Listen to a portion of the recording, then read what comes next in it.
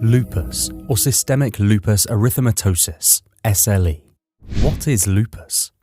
Lupus is a disorder that affects the skin and joints, often also involves the internal organs, including the heart or kidney, and also organ systems. Lupus is an autoimmune disease, which means that your body's defense system produces antibodies that attack the body's own tissues due to the failure of the mechanisms which maintain self-tolerance. Type 2 hypersensitivity, which produces antibodies against host tissue, and type 3 hypersensitivity, which is caused by the antigen-antibodies complex, is the cause of the tissue injury. Lupus is more common in women. 1 in 15 cases of lupus occurs after the age of 50, and it tends to have different severity of symptoms in people over 50 years old. Symptoms.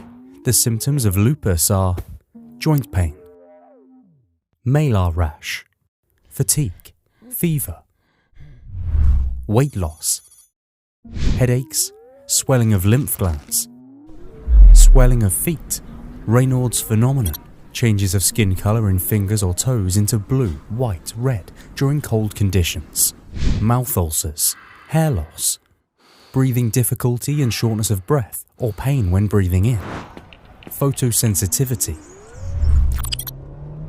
pleuritis, blood problems such as anemia, leukopenia, or thrombocytopenia, problem with the heart such as pericarditis, myocarditis, and Liebman-Sack endocarditis, kidney problems with diffuse proliferative glomerulonephitis as the commonest one. Outlook. People with lupus may have some period of time before their symptoms get worse and they fall ill. It means that lupus has turned from an inactive into a flare state. It is a variable and unpredictable condition and may even be life-threatening for people whose vital organs are affected.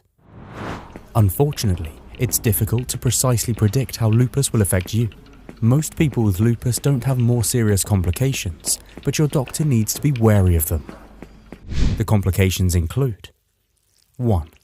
Antiphospholipid antibody syndrome. This happens when the antibodies attack the proteins that are bound to the phospholipid.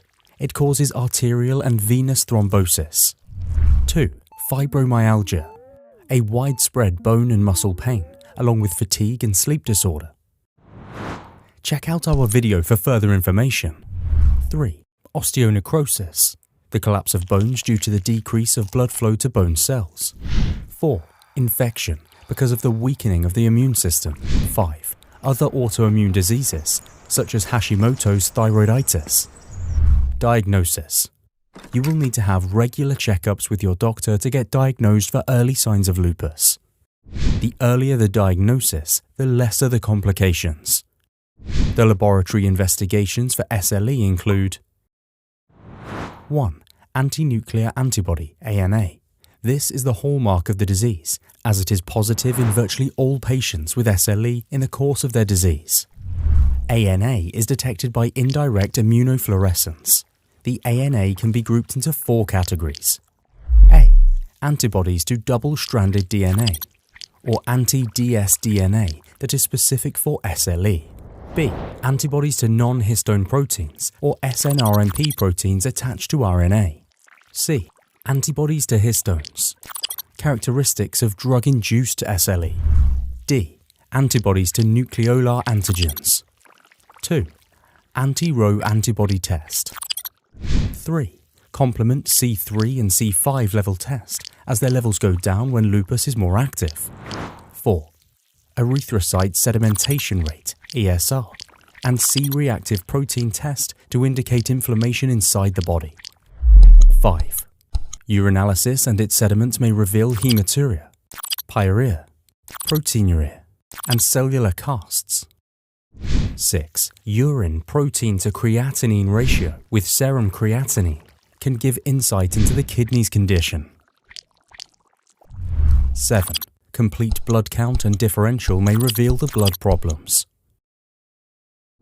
Treatment. Until now, there is no cure for lupus yet, but rest assured, as you have 2 good news. First, some of the symptoms can be relieved accordingly.